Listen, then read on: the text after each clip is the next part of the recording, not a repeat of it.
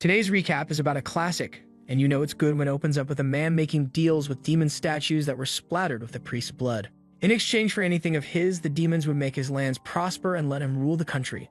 A sudden gust of wind followed by a loud lightning bolt strikes the shrine, tearing an X mark on Daigo's forehead. Pretty metal, don't you think? Unlike his wife, who is begging the goddess of mercy to protect her in labor.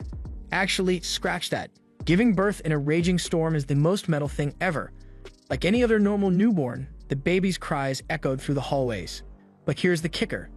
This is no normal baby. A sudden bolt of lightning, the same as before, strikes the room.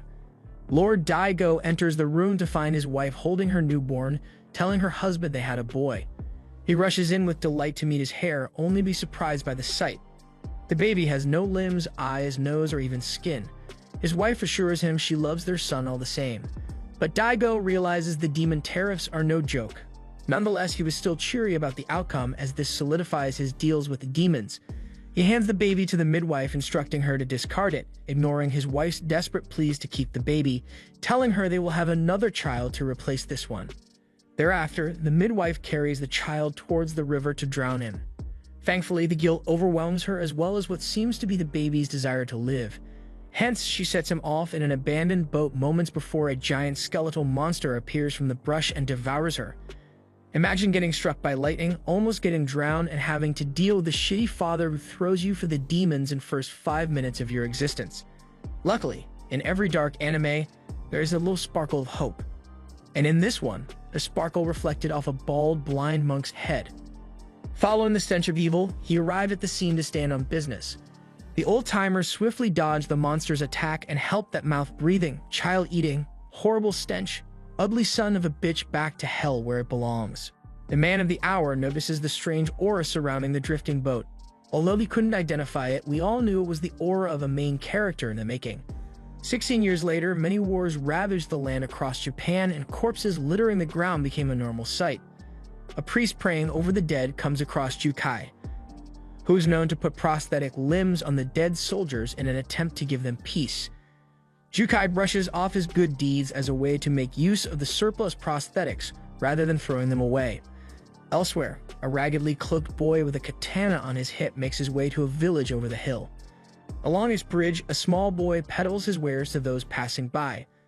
A gang approaches the child merchant Doror, accusing him of stealing their goods after they hired him out of pity to look after the merchandise.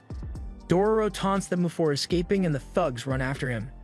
The crafty little shit hides in an alleyway waiting for the men to group so he can throw some coarse feces on them.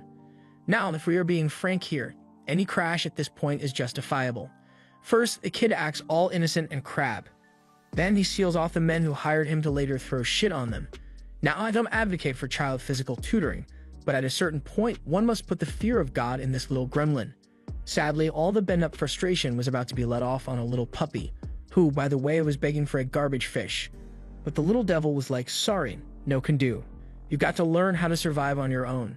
Spoiling you won't help, brother.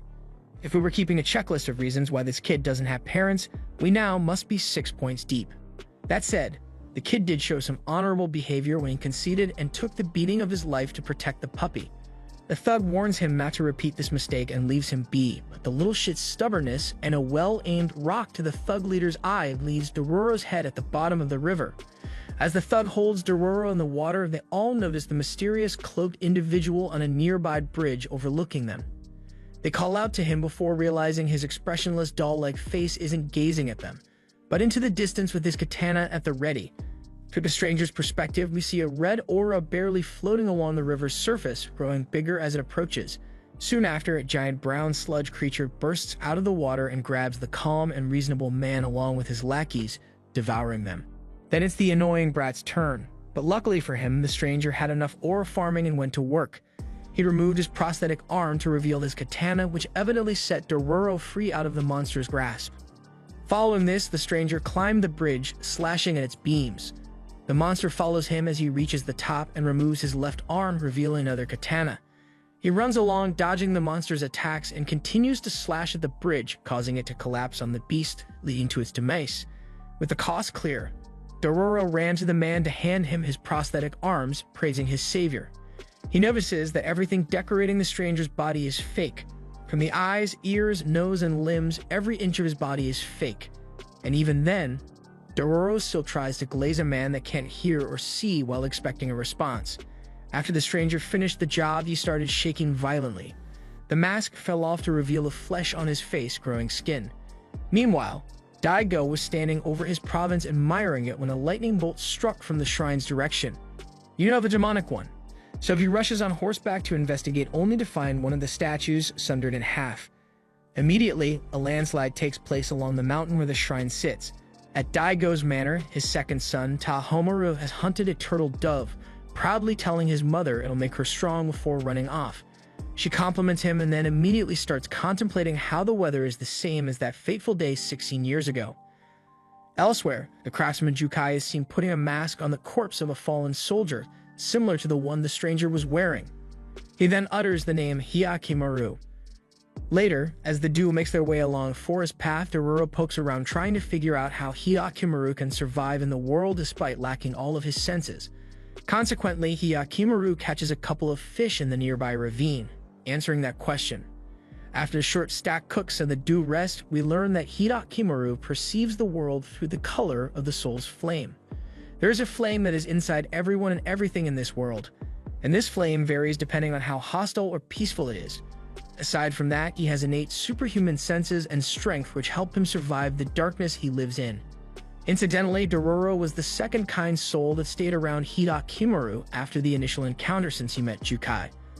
The following morning, Dororo pulls Hyakimaru along, telling him that they can try getting reward money for killing a monster stalking a nearby village. Fast forward, they spend the night at a village chief's aide stable after discussing how they could help. That night, a monster carrying a bell opens the door and enters. Dororo, being the soy boy, panics and starts telling the main man to get to work, while Hyakimaru stays calm as a cucumber, only for the creature to leave as peacefully as it entered. And Dororo was like, "Geez, what's your deal?" His deal is nothing of your business, you damn freeloader. If you want to act like a businessman, then maybe you should pull your pants up and contribute a little bit instead of yapping all the time to man that can't hear or see.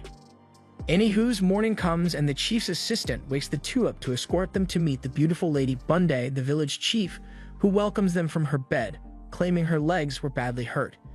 Our boy quickly draws his arm blade but is stopped by Dororo and the villagers before they are both taken and detained in a storehouse. Safe to say, Dororo was clueless and annoying, blabbing how his boy didn't attack the ugly-looking man-child, but proceeded to attack the baddie. Speaking about visually impaired people, the priest is back and he is detained with them. The old-timer came to the village with the same purpose, but was captured while he slept. Hyakimaru and the priest prepared for battle after a hand crawled out of a nearby well. After cutting its fingers off, they chased the creature down the well back to the outside. Now facing Bunde's home once again, she transforms, revealing her true monstrous form. Hyakimaru is quick to attack and slash her eyes out while sustaining damage to his shoulder.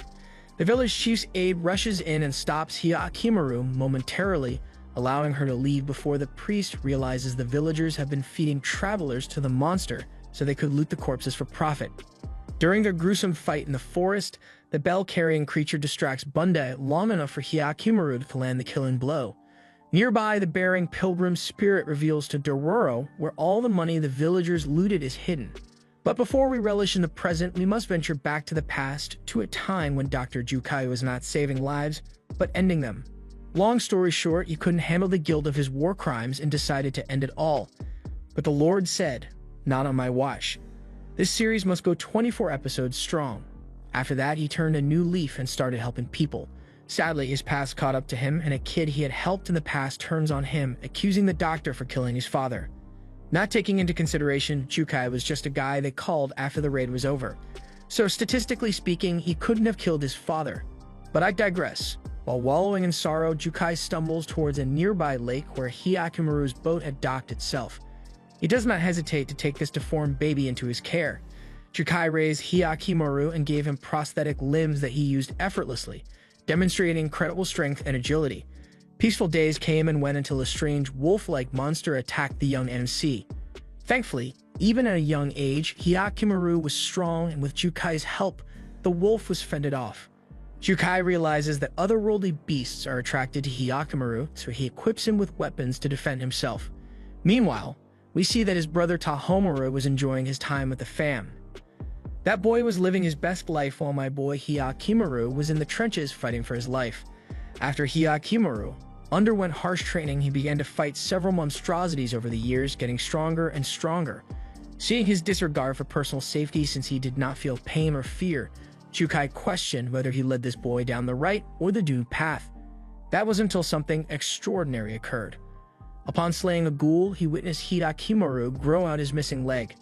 He realized what kind of curse this boy was burdened with and armed him with the weapons he would need to retrieve what the demons took from him. With teary eyes, Jukai bid farewell to Hyakimaru, who set off on a journey to take back his body, but not before gifting him the emblem that he carried as a baby in the hopes of finding his birth family. Finally, back to the present time. The priest debriefs Doror on what misfortune had befallen Hyakimaru and his mission to retrieve what is his.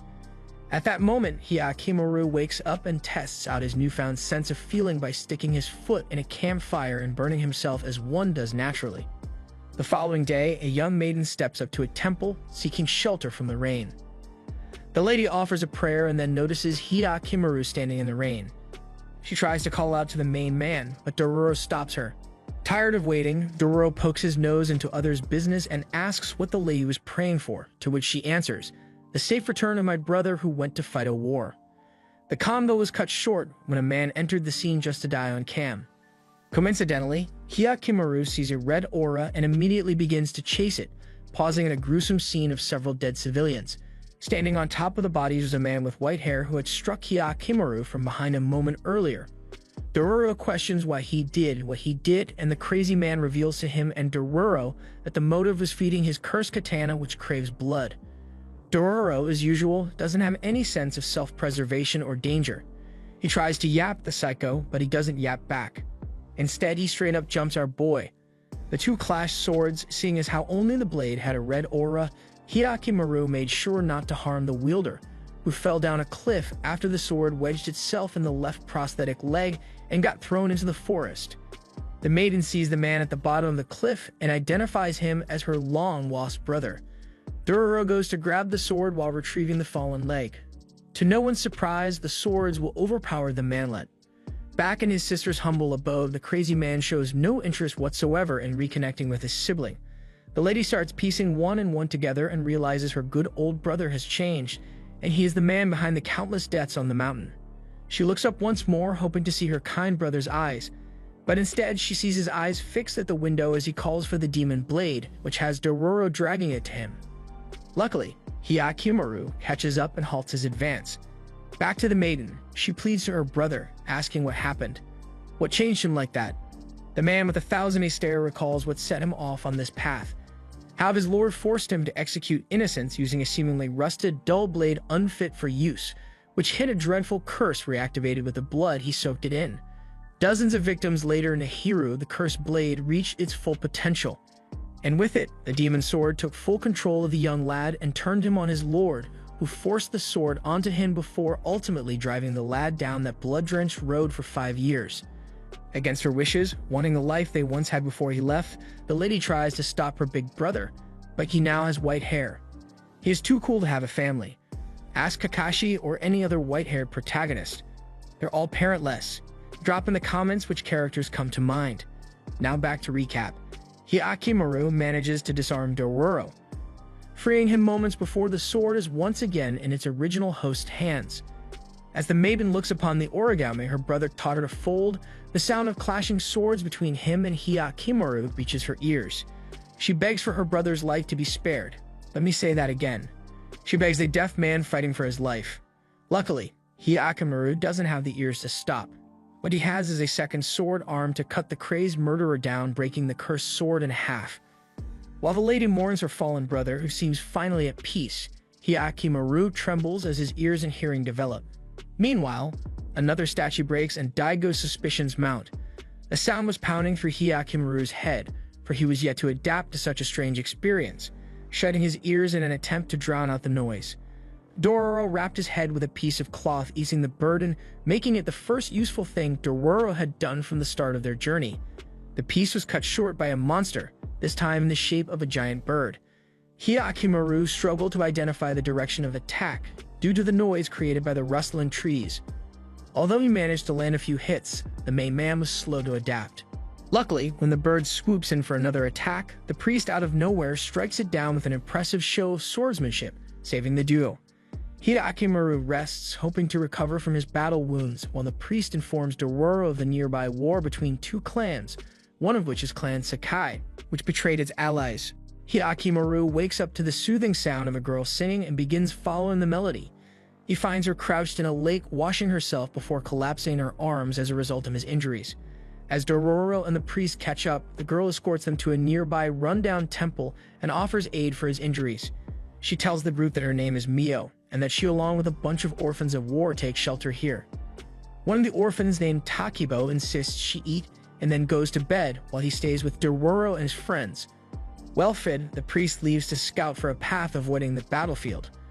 While Dororo finds out from Takibo that Mio's diligent knight for the army helps put food on the table, which is why she sleeps during the day. Funny enough, Clan Sakai is fighting none other than Daigo's clan, whose reign is beginning to waver in the shadow of all the misfortunes arising once again. His wife takes notice and warns him of the past repeating itself, all while Tahomaru listens from a distance. Mio checks on Hirakimaru's fever before leaving for work, hoping to bring him medicine. She leaves with a sad expression on her face while singing the same song as before, which Hirakimaru tries to reach out to. Along his search for a safe path, the priest comes across a deep sinkhole with an ominous presence nearby. Back at the dilapidated temple, Mio returns and finds our boy waiting for her. Dororo finds the two and explains how it is that Hirakimaru perceives the world. Then Hirakimaru stretches his hand out to Mio's mouth, mimicking a request for her to sing since he finds it soothing. They all enjoyed her singing for a brief moment before the priest returns and tells them of his finding of a safe place from the war. However, it is occupied by a dangerous monster like none he's faced before. Our MC immediately departs to face the beast with the priest in tow, who notices a small buildup of red aura around Hirakimaru, similar to that of the evil entities. Meanwhile, Mio sets off to work for the enemy army to raise more funds in the hopes of making their move out faster, with Dororo close behind, making sure she's safe. Dororo secretly finds out the cruel reality of Mio's erotic services for the army as she struggles against a handful of soldiers. Meanwhile, the boys are having their own struggles with the giant ant lion. Dodging his rapid attacks, Hirakimaru managed to deal the killing blow at the cost of his right leg, which the ghoul devoured. The priest rushes to his aid, and for the first time, Hirakimaru's screams can be heard echoing through the forest. With the truth of what Mio has to go through revealed to Dororo, he stumbles back to the shelter, where he meets the priest and injured Hirakimaru bleeding severely from his leg along the way. Likewise, Mio arrives all bruised up, carrying supplies back to the shelter. Once she sees the blood trail leading in, Mio quickly runs to tend to Hirakimaru's injuries. Dororo then leaves the room after the guilt of what he saw the previous night overwhelms him. Dororo confides with Takibo, who tells him about the dream they all share to one day start their rice paddy, which is why they are all so driven to work hard, which is why Mio exerts herself unbeknownst to them. Back at Papi Daigo's province, a drought threatens his land. So his son Tahomaru urges him to go balls to the wall in the war against the Sakai, yet to no avail. Neither Dada nor his mama permits it. In his frustration, Tahomaru rides off with his retainers, Hyogo and Mutsu, who nag him for his attitude towards his loving mother, for he secretly suspects something is being hidden from him by his parents. Meanwhile, mother's favorite child, Hirakimaru, frustrated by his mistake in the battle, tries to set off looking for another fight, but Mio stops him. The big man still refuses to talk because his voice hurts his ears. Amused by this, she begins to sing him her usual song, which calms him down. The priest and Dororo quietly watch from a distance, and the priest notices that the tinge of red soul flame flowing out of Hirakimaru disperses during the song. The embers left when the demons took his body still linger, and the priest warns Dororo not to let that red flame overtake his soul as he leaves to scout once more.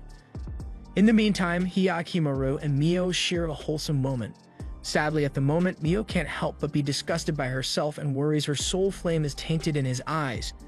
But his touch along her face disperses all her worries. Another grueling night passes as Mio services the soldiers.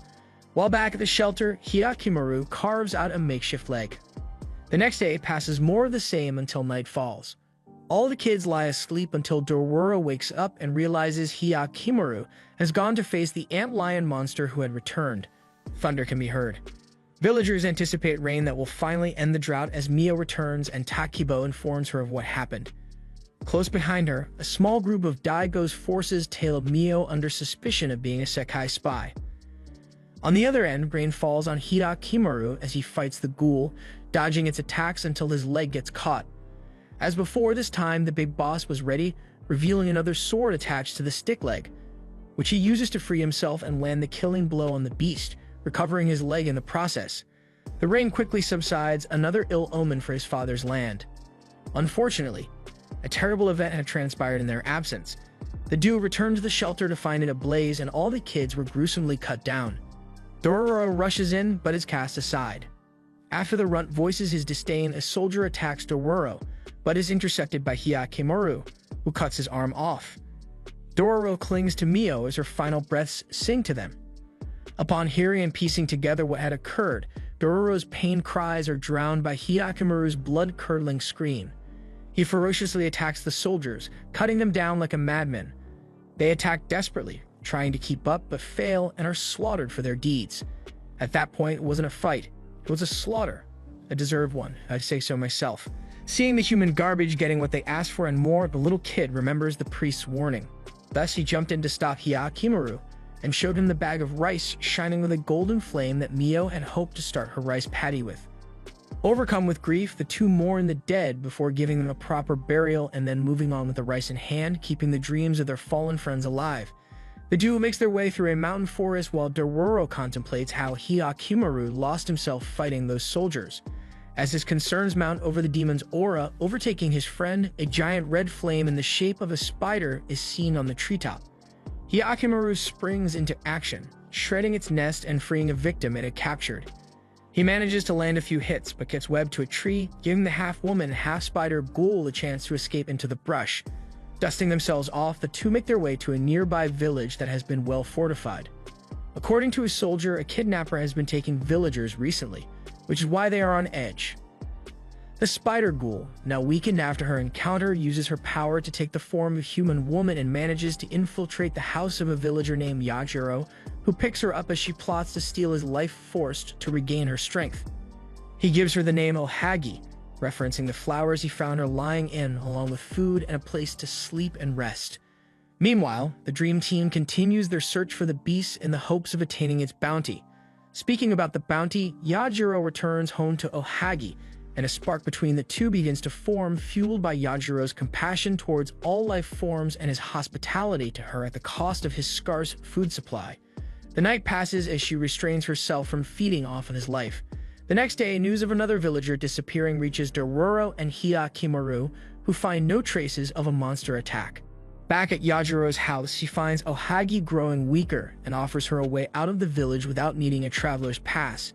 As they make their escape, the two run into our protagonists who catch on to her disguise, but Hyakimaru doesn't react. Yajiro admits that he is the kidnapper leading people out of the village and the bounty is on him.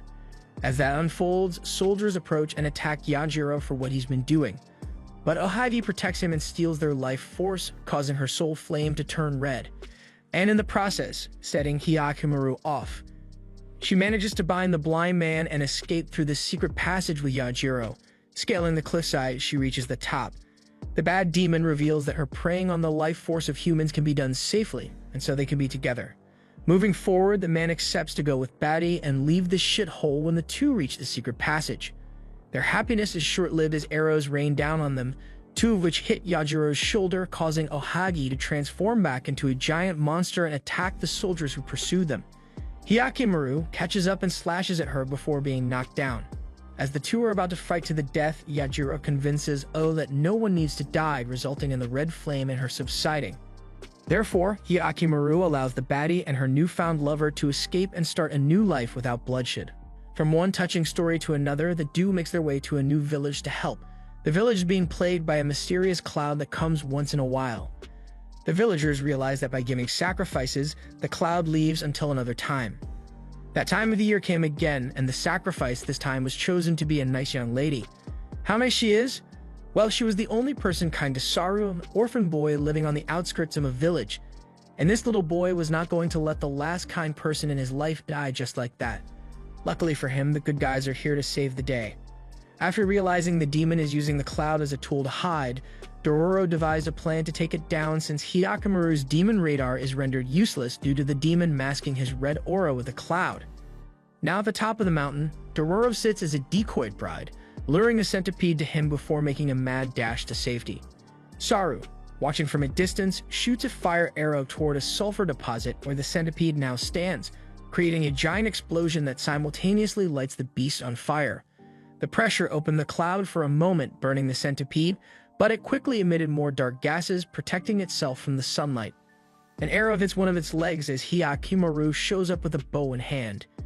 Using the sound of arrows landing, he strikes at it, slashing an eye out. Dororo realizes this strategy and jumps onto the beast and ties himself to its head, using his voice to guide Hyakkimaru, but he quickly gets knocked out by falling to brace. Hyakkimaru screams at Dororo, helping him regain consciousness. The duo's teamwork proves to be fruitful as they manage to take the beast's second eye. In pain, the beast flies out of the cloud and into the sunlight.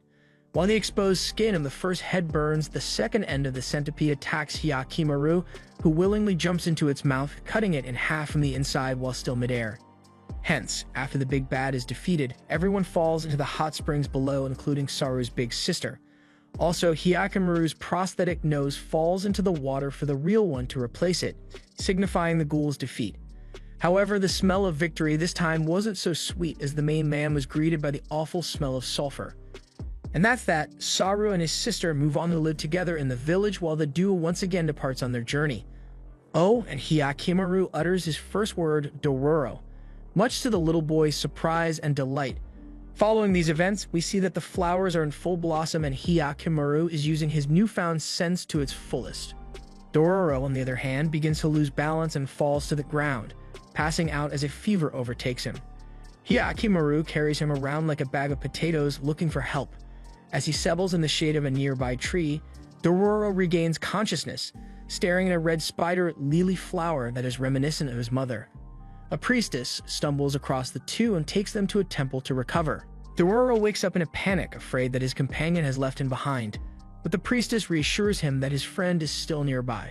Dororo begins to confess his history to the priestess while Hyakkimaru listens in the background. Before we continue, let me just point out, if you ever want to trauma dump on someone or go on a rant about how shitty life is, but your friends won't cut it, and therapists are expensive, here's a life hack. Find a priest. Morally, they can't turn you away from the house of the Lord. Everyone's welcome there. Back to the sad background of the little shyster. He hates spider lilies for they remind him of his parents and because his parents are dead.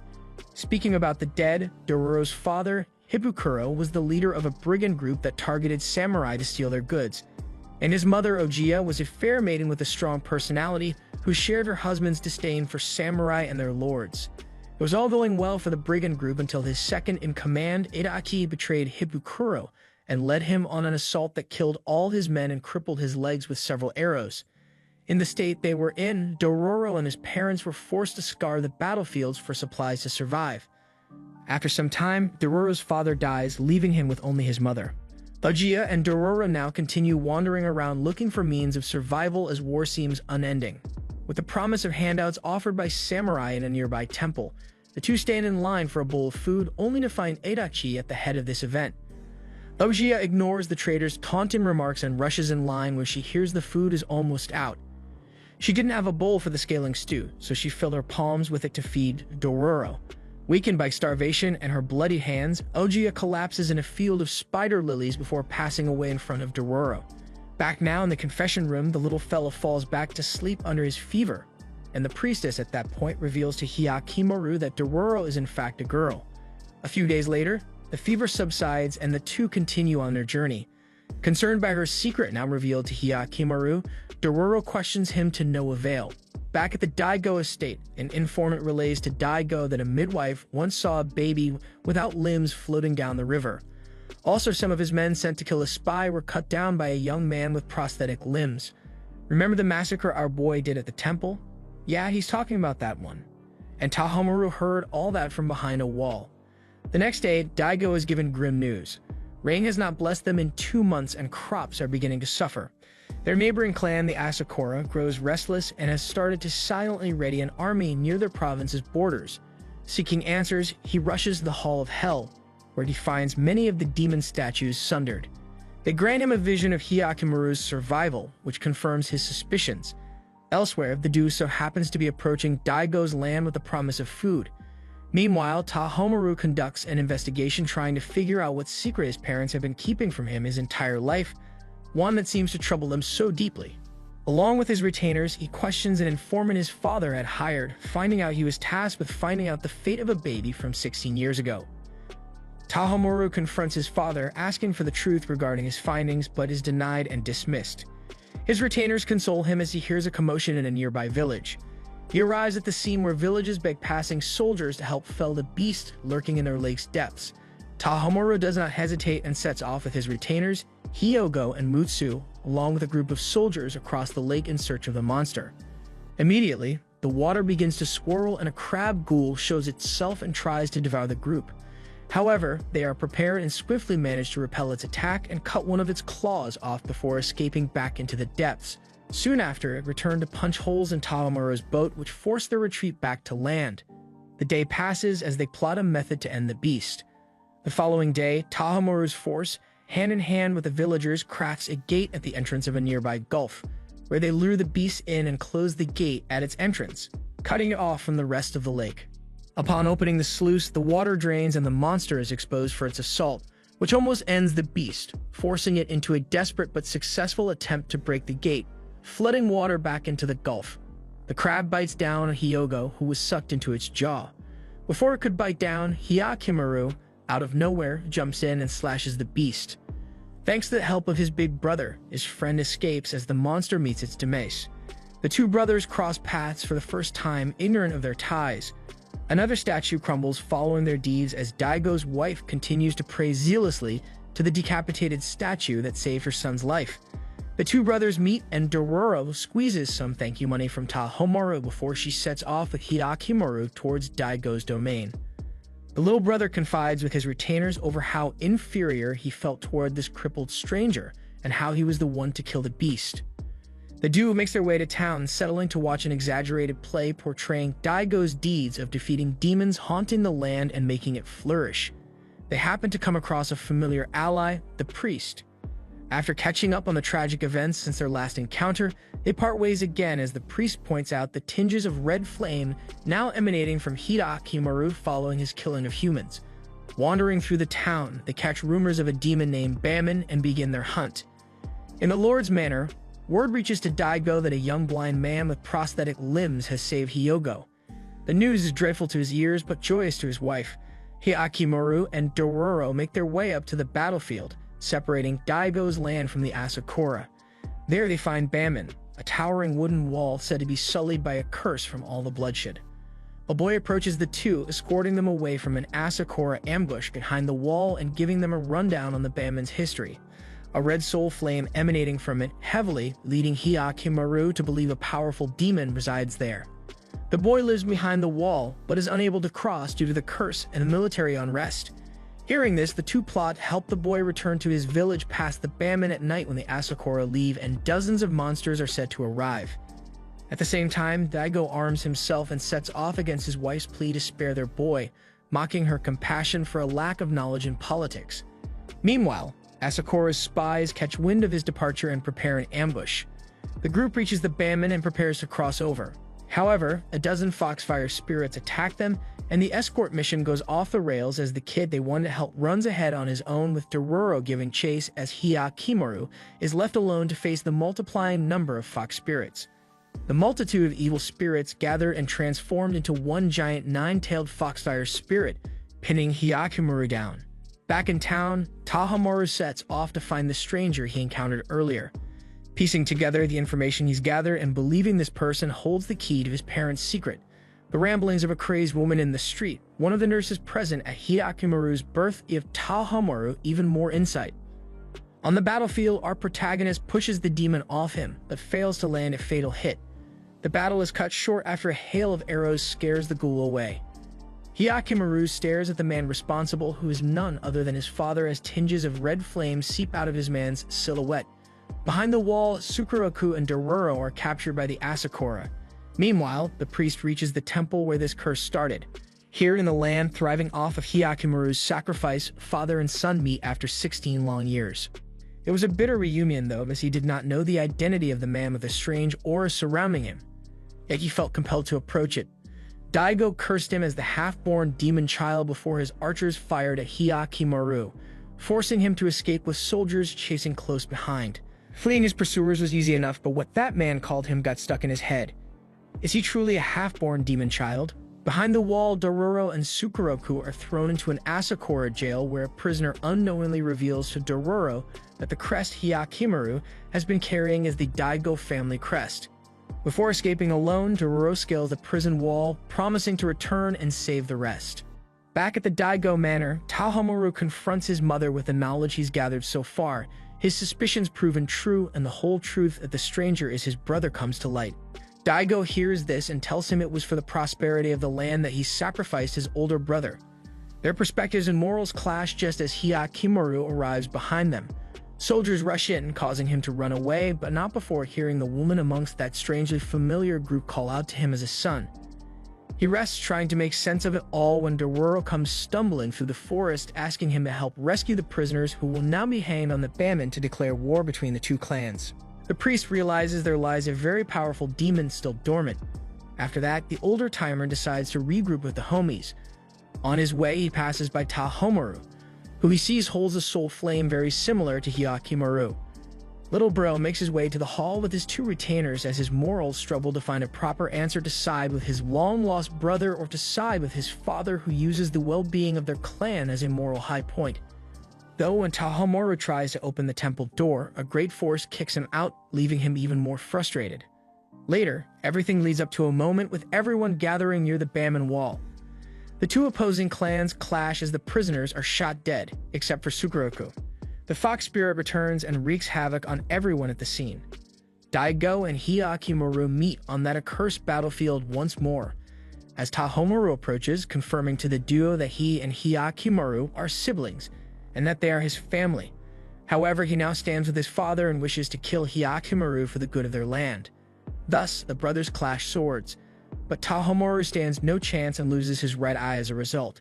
And let me tell you, I couldn't be happier that he humbled that son of douche talking about his father. Of course, the Mozilla Firefox forms once again and attacks Dororo as she struggles to free Sukeroku. Luckily, Hyakimaru makes it just in time to defeat the beast, forcing it back into the bammen. Oku, Hyakimaru's mother, appears and begins to beg her son to forgive her and all involved for thriving off his sacrifice as she stabs herself in front of the statue that spared her son, offering herself as a sacrifice in his stead. The bammen shatters as all parties retreat. His mother survives, but her words stuck in Hyakimaru's mind. With the collapse of the curse wall, Sukeroku is reunited with his mother as Dororo and Hyakimaru continue their journey with the truth now laid before them. The priest finds the small statue Oku had dropped, now even more shattered as its green soul flame fades away, bearing an ill omen for all involved. Restless nights pass over Hyakimaru as all the events that unfolded related to his family continue to haunt him. He finds no answer but to kill the demons who took his body as fast as possible. Therefore, the two head to a recent sighting near a hot spring. Meanwhile, back at Daigo's province, his land flourishes once more, and the Asakura clan is no longer a threat, for the treaty with the demons seems restored for now, at least. Behind a waterfall, a woman drags her victim to a cliffside in front of a giant faceless statue. Its giant sword swings down, flaying the man's face off as an offering to restore its own. But it fails, setting the woman with shape-shifting powers to find another sacrifice. Of course, the next victim happened to be Dororo, who runs into the shape-shifter with a face resembling her mother. But first, the little runt drags her back to Hyakimaru, who confirms she isn't a monster, but something else he can't discern. She calls herself Okaka and allows the duo to spend the night at her humble abode. She fixes them some dinner, a nice hot pot of rice laced with drugs. While Dororo eats and tries to play house with the shape-shifter, the baddie reveals to Dororo that she will offer Hyakimaru's face to complete the statue moments prior to passing out. Before the ritual is complete, Dororo rushes in and frees Hyakimaru, who recognizes the evil in the statue and attacks. He manages to break its left hand, but then Okaka interferes and binds him once again. And just like the first time, Dororo frees him once more after convincing Okaka of the error of her ways. The statue grows angry with her and cuts her down as Hyakimaru takes the chance to stab its head. The statue swings at him, ending its own life in the process after Hyakimaru dodges away. With the monster defeated, they continue on their journey to the hot springs where they happen to run into the priest.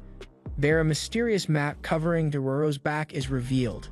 Dororo's father had an ambition that the peasants would rise against the unfair rule of the samurai, so gathered all the fortune he stole from them and hid the treasure far away. The only lead was a map drawn on the backs of his wife and his daughter, Dororo. With the priest's insight and Dororo recalling one of her last interactions with her mother, they realize that she holds the key to a treasure that could set their path past Hyakimaru's quest to retrieve his body. Their choices are now broadened, and Dororo feels burdened with a difficult choice. Use the treasure selfishly or use it for the greater good. Meanwhile, Hyakimaru is still determined to take his body, even if it costs his family their prosperity. Along the way, they encounter two friendly spirits who lead them to a burnt temple with traces of oil, leading them to believe that it was deliberately set on fire. The spirits vanish as a man named Savame, lord of that area, approaches them and invites the two over to his place, away from the supposed danger imposed by the spirits haunting the area. They follow Savame, who seems to have a faint red flame surrounding him, unlike that of the ghouls Hyakimaru has faced so far. During their stay, they ask Savame about the temple, which he claims was a place where orphans were abused until lightning struck and burned it to the ground. However, his story doesn't add up because they saw traces of oil at the scene, and the nun's spirit, which he said was evil, showed no sign of a red soul flame to Hyakimaru. Not to mention, Savame looks like a textbook villain creep. But fear not, our hunch didn't take much time to be proven correct, since once the home team fell asleep, they were pounced on. A giant caterpillar monster attacked, but it was too weak when faced with Hyakimaru's main character, Aura. Barely surviving, the monster escapes into the arms of a giant moth who covers the dew in its dust before fleeing into the woods. Overlooking his village, Savame meets the moth ghoul who morphs into a human woman as she tells him of her failed attempt at feeding her children. The identity of her prey being the child the 12th demon could not devour. Then we learn that Savame, much like Daigo, uses the power of a demon for the prosperity of his land. The next morning, the duo dines with Savame, who insists they stay for as long as they want. Dororo sets off to investigate the village, while Hyakimaru stays to watch over the lord of the manor. On Dororo's end, everything seems normal throughout the village, except for the weird look she gets when asking about the burnt-down temple atop the hill. Continuing her search, she enters a storage house only to be trapped by the villagers. Under the storehouse, the caterpillar ghouls lie in wait. They chase after Dororo, but the kind spirit from before protects her. Turns out this big man baby is the culmination of the kid's spirit sacrificed by Savame and the villagers to Mamai Onba, aka the Moth Mommy. On the other end, Hyakimaru tails Savame to a spot overlooking the village where Savame tells him the truth as dozens of moths hatch from their cocoons and attack Hyakimaru.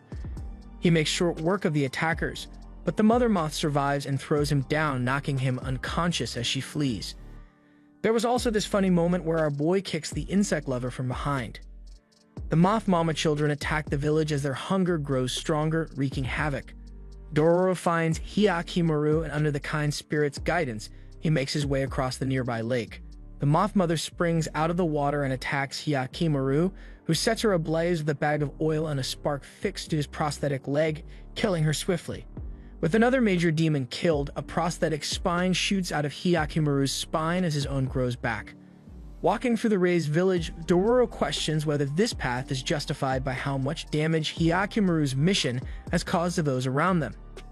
Now I have to say the little f***er grew on me like 3 or 4 arcs prior, but seeing how she's still conflicted even after seeing her homeboy's spine grow in front of her eyes made me low-key mad. Thankfully, the two accidentally separated while lost in thought, and Lord Itachi became relevant again, demanding the second half of her mother's map. Sadly for the big Itachi, the map on Dororo's back only appears when exposed to heat. While she does manage to keep it a secret from him, he doesn't hesitate to kidnap her, believing she at least has it memorized. As they ride off on their treasure hunt, they arrive at Hekatsu Cape, where the first part of the map leads them. They begin searching for a boat in a village along the coast where a terrible massacre seems to have taken place. One lone survivor whose entire right arm is missing appears, offering to sail him across for a price. They split into two boats and set off across the water. Two sharks named Jiromaru and Sabamaru follow this stranger's command and pull the boats forward, making it far enough into the lake that the stranger felt bold enough to start revealing his messed-up character. First, he explains that his missing arm was fed to satisfy his shark's hunger, followed by all the people in the empty village they had seen previously. After finishing his character lore, the crazy mother effer signals to them water pit bulls to attack the first boat, killing half of Itachi's men, leaving the second boat for a later meal as he rides atop Jiromaru off to safety. Trapped in what seems to be a hopeless situation, Itachi confesses his regrets to Dororo. Her resolve is still strong. She rallies those still alive and acts as a lure to the shark watching over them. The shark takes the bait and opens itself to a group attack that ends its life. Following his shark's blood trail, the stranger is ambushed by Itachi's gang and gets beaten till nightfall. Now back on their main goal, Itachi strips down Dororo looking for the map. Stunned by the fact that she was a girl all along, all the gang gather around the fire. And that's when the nearby campfire gives away her secret, prompting the lads to copy the map and go on the hunt when dawn breaks. Meanwhile, the one-armed stranger lying beaten near his dead shark swears revenge upon the killers, which stirs a strange transformation in his remaining shark, Jiromaru. Far away, Hyakimaru follows the horse tracks left by his companion's taker. He limps on the leg he lost in his fight with a statue, and a passing monk sees his struggle and points him to a familiar doctor who offers prosthetic limbs to those in need. A giant bloody tree looms over a battlefield where Jukai does his usual duty of giving limbs to the dead. Suddenly, the ghoul attacks the looters in the area but seems to spare Jukai for unknown reasons. Moments later, Hyakimaru shows up and slays the monster, reuniting with the man who raised him as his flesh and blood. Jukai is overwhelmed with happiness as the boy appears to have regained many of his senses. Although it is obvious to him that the carnage Hyakimaru has been through has affected him negatively. Later in a cave, the young man reveals to Jukai all that has happened thus far, how he found his family, and the reason behind his disfigurement. At the same time, back in Daigo's domain, Oku finally awakens from her coma. As Tahomaru sets off hunting for ghouls, his retainers, Hyogo and Mutsu, notice that their young lord has changed drastically since the recent chain of events. Back at what seemed like a happy reunion, things quickly took a darker turn. Troubled by the truth, Jukai refuses to give Hyakimaru a replacement leg, knowing that the path he's chosen has led him to slay more than just ghouls. Outside, a relentless storm triggers a landslide, trapping the two inside Jukai's cave. Hyakimaru realizes the price he has to pay to get his body, and his determination to do so is steeled because of his missing companion, Dororo. Thus, he digs his way out to find the tree overlooking the battlefield, spawning more ghouls. Hyakimaru, with his new leg, is quick to eliminate the threat. Before setting off to look for Dororo, Hyakimaru asks Jukai for his name, having never learned it. Jukai's self-doubt leaves him feeling unworthy. But that is not the case for Hyakimaru, whose appreciation for the first kind soul to stay by his side is immense, and he calls that soul Mama, a title signifying a precious figure from his perspective. After Hyakimaru departs for the first time in decades, Jukai feels alive once more. In Daigo's province, Tahomaru and his retainers manage to defeat a master Roshi-looking rat ghoul.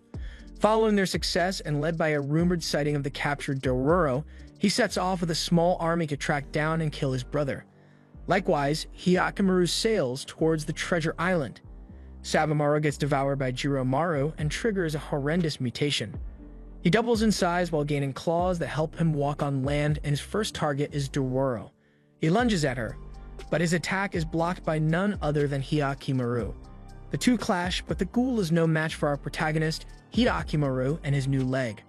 Well, I guess Dororo was there as well, and they have a touching reunion, which is interrupted by the left leg growing back, having defeated another demon, which now, if you think about it, makes the whole get a new leg mission kind of underwhelming. But oh well. Over the horizon, a fleet appears. Tahomaru and his army land on the island and immediately begin their hunt for his brother, as well as anyone on that island, which includes Itachi and his group. The two groups, Dororo's and Itachi's, now stand united by a common enemy, and mission survive the samurai attack. Using a decoy explosion, they make a run for it, but get cut off by Tahomaru and his retainers. Hyakimaru fights all three, Tahomaru, Hyogo, and Mutsu, with their resolve to kill Hyakimaru for their land made clear. A grueling fight ensues as they injure Hyakimaru and break his right sword arm, but his ferociousness knows no match. Atop the mountain, the crazed trainer of the demon sharks sets off a giant explosion in an attempt to kill everyone and avenge his dead friends, killing himself in the process. The landslide separates the two brothers' fight, killing most of Tahomaru's force and injuring Hyogo, forcing their retreat. On the other hand, Irachi, who was gravely wounded, sacrifices himself to protect Dororo from the debris as the two fall into the treasure pit and he finally lays eyes on the hidden wealth before passing away. After mourning him for some unknown reason, as if this wasn't the same man who betrayed her father and in the process led to her parents' suffering and death, Alzheimer's patient Dororo decides to leave the treasure for now since she hasn't decided on how to best make use of it. Nonetheless, she only takes a handful of goodies to continue their journey. The duo makes their way to a village rumored to have a skilled blacksmith. Their priority is to repair the arm blades worn out from the countless fights thus far. The villagers seem to lie about the blacksmith being terrible at his work, contrary to his excellent craftsmanship. Arriving at his house, Dororo and Hyakimaru are greeted by the blacksmith's daughter, Okawa. Hyakimaru acts out his strange habit of rubbing foreheads with Okawa, who pushes him away but is instantly charmed. Inside, Okawa introduces the two as customers, with one of them as a potential husband. Her father, Munetsuna, quickly notices all the death staining the blades and they all set off to purify the blades atop the mountain at a Bishuman shrine. On the temple roof, a small creature inflicts some sort of magic on our boy that forces him to act contrary to what he is told or want to do. Okawa is so head over heels for our boy that she informs him their wedding day is going to be tomorrow. Hearing this, Dororo scrambles for answers, and at the blacksmith's house, she realizes this all started at the temple. There she meets with the bride and groom-to-be. They spot the demon behind this whole dilemma and deal with him swiftly. With the wedding situation resolved and his swords back in perfect shape, Hyakimaru and Dororo set off once again. But fear not, Best Girl is not left alone at the altar as a man crushing on her for a long time steps up and finds the courage to ask for her hand, which she agrees to. Thus, everyone gets their happy ending except for Daigo, whose land is now suffering. Locusts and rodents destroy crops, droughts occur, and an epidemic sweeps across his province, starting at its borders and moving inwards. Tahomaru laments this scene, having failed to kill his brother. Speaking about the big man as tree leaves turn bright red with autumn setting in, Dororo and Hyakimaru make their way to another monster sighting along a mountain path. There they run into a man named Saburota with large scars covering his chest. He's been hunting the beast for about 6 months, supposedly trying to avenge his deceased mother. So the three join forces as they journey on.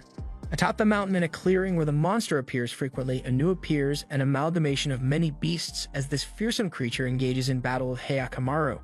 The man who led them here attempts to kill Hyakimaru, while he is distracted in his battle but fails. The news attack destroys the cliff they stand on, sending the duo tumbling down the mountain. In the Hall of Hell, a foreshadowing heartbeat can be heard emanating from the 12th demon statue that Daigo's wife Oku had warned him about. The demon who failed to devour Hyakimaru at birth with the sacrifice of the decapitated statue, which was destroyed the day she reunited with her son. Back with the main cast and where they fell, Dororo's arm is stuck under debris as water slowly floods her surroundings. Hyakimaru's prosthetic left arm shatters as he attempts to remove the boulder, trapping her. Moments before she drowns, the priest appears.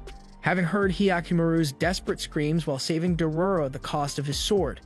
Frustrated with his inability to save his partner, Hyakimaru sets off to face the beast and reclaim his arm that could have saved Dororo. Long story short, he finds the beastly duo and the battle begins. After the news sustains major hits from Hyakimaru, Saburota, haunted by the fear that caused him to sacrifice his mother to the beast, now offers himself as its food upon seeing in his foe the man he could have been.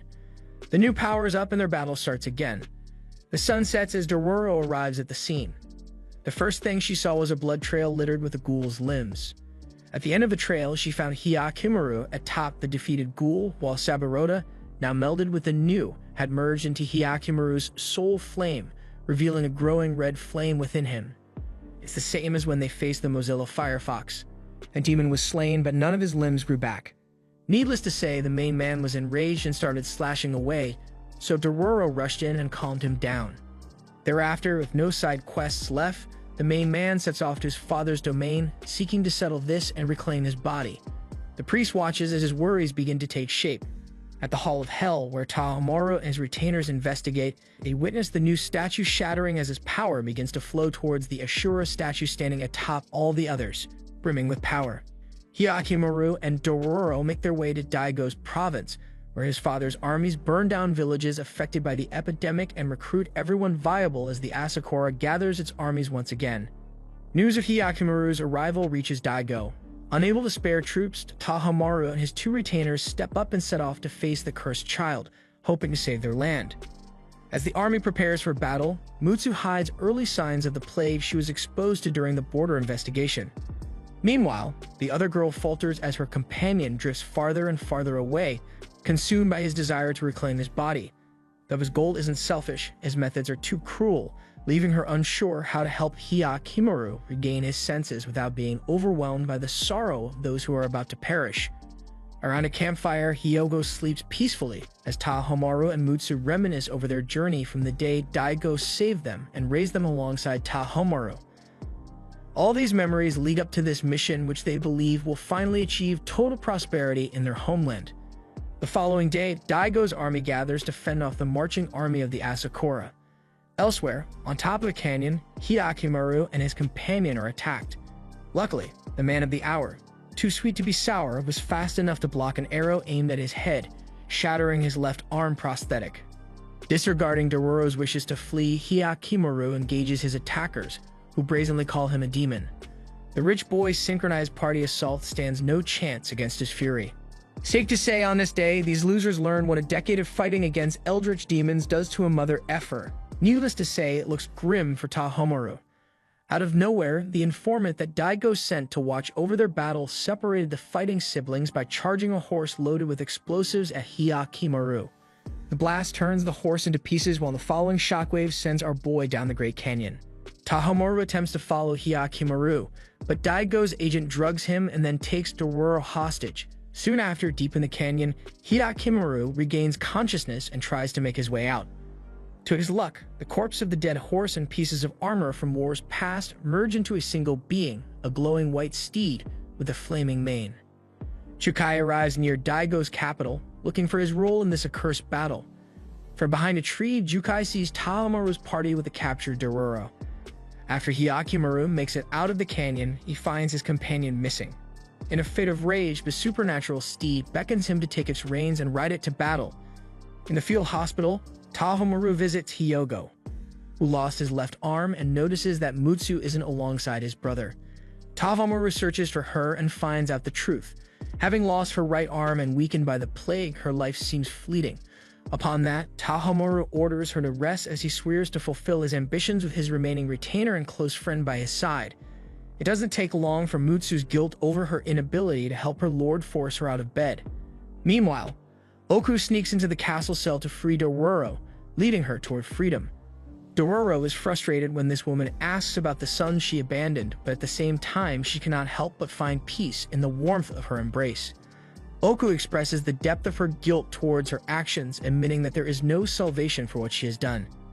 As the two make their way through a secret tunnel leading outside the castle walls, upon reaching freedom, the two ultimately decide to stay together and find Hyakimaru. Sadly, the boat they took downriver crashed into some debris after the water currents grew strong from the rainy weather. Dororo regains consciousness under the supervision of none other than the blind priest in a stable with the mule belonging to the horse killed in battle. She finds the Lord's wife kindly tending to those affected by the misfortunes. Dororo admits to Oku that the demonic flame in Hyakimaru is growing and that they need to stop him from falling further down into this bloody quest. Nearby, screams can be heard as a torrent of flame and death swirls through the Daigo army. Atop the ghoulish steed rides Hyakimaru. The mad lad tears through the men standing in their way. Meanwhile, Mutsu reaches the Hall of Hell and begs the 12th demon to take her body instead. Hyogo and Tahomaru arrive trying to stop her, but the demon denies her wishes. Only Hyakimaru's body will satisfy it. Suddenly, a bolt strikes the temple, transforming those present inside. On the battlefield, Hyakimaru and his steed find the informant who took Dororo and burned him to a crisp before riding off to the army's main camp. In their path stand familiar silhouettes tainted by red flames. Hyogo and Mutsu now have his arms and Tahomaru both his eyes. Upon that realization, Hirakimaru charges forward, demanding what is rightfully his. Back at the village, the mule escapes and runs away towards a familiar presence on the battlefield, where Hirakimaru fights his brother and his retainers. The entitled f***ers claim ownership of Hirakimaru's body as their lord's property, and such a preposterous claim throws him into a blinding rage. Dororo, Oku, and the priest reconvene on a cliff facing the battle between Hirakimaru and his enemies. There they realize the truth of the situation unfolding in front of them, but cannot interfere as the fight is too treacherous. The ghoul horse manages to pin Hyogo down, and the sound of its approaching mule distracts it for a second, allowing the two siblings to gravely wound it. However, it does not falter, ripping Hyogo's head off and shredding Mutsu with a mighty kick. But they are not yet finished. Their limp bodies suddenly spring into action, stabbing the ghoul horse fatally before collapsing. The mule approaches its mother for a touching reunion before her life fades away. As Dororo watches over this scene, Tahomaru disengages to check on his retainers one last time. Mutsu bids him farewell as she too passes away following her decapitated brother. Tahomaru screams in agony over his lost friends, while Hirakimaru squirms in pain as his arms finally return to him before the two immediately cross blades again. Oku briefly breaks them up, which throws Hirakimaru into confusion as he runs away, trying to understand why everything has to go that way. Tahomaru gives chase without hesitation. Even now, touched by the demon's curse, Hirakimaru ties the two blades he has in his arms to his hand and fights Tahomaru, who follows behind. Jukai sails down the river, witnessing how far this boy has changed. Tahomaru reaches the castle and evacuates it in preparation for the showdown with his brother, who arrives shortly after and the fight resumes. Lanterns fall over from their battle, causing a flame to consume their surroundings.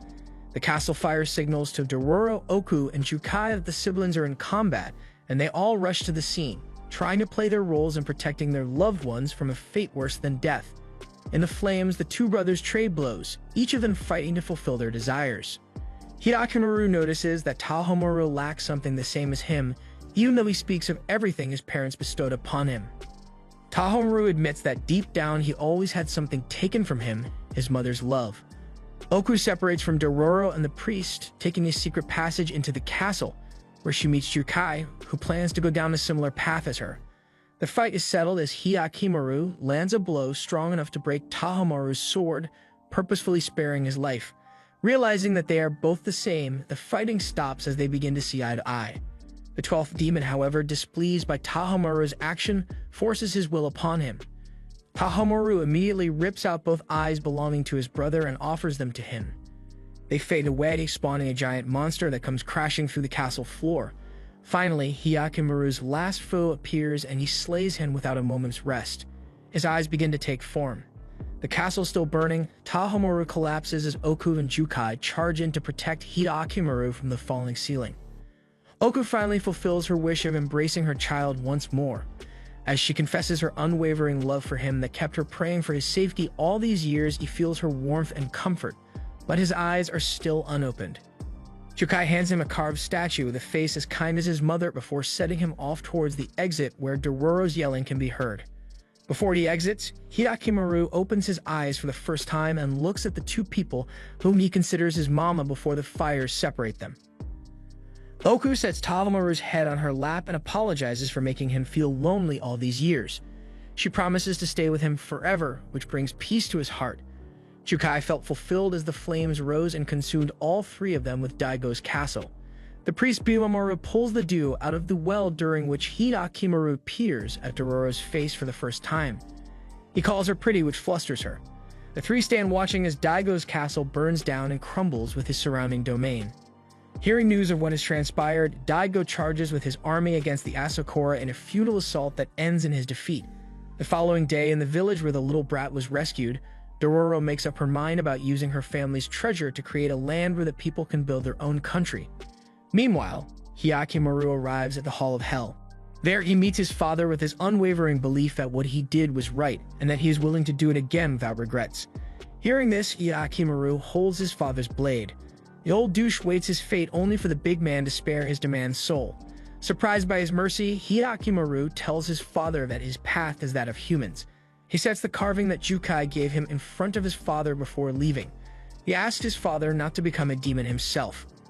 Astonished, Daigo finally sees the folly of his decision to bow to the demons on that fated day. Had his firstborn grown up by his side, his ambitions might have been realized by someone with such an unyielding will to live. Overcome with regret, he breaks down in tears, bowing before the carving his son left behind. Meanwhile, Dororo is worried about her missing partner and confides in the priest Biwamaru, who tells her that he is on a journey to find the path of humanity he lost along the way. Satisfied by the answer and believing that Hyakumaru will return, she sets off alongside the villagers she promised to achieve her ambitions of peace with. As the Warring States era looms, Biwamaru senses a destiny beyond death and bloodshed for the duo, separated by years, yet bound by fate. Hyakumaru and Dororo are sure to journey together once again. The end.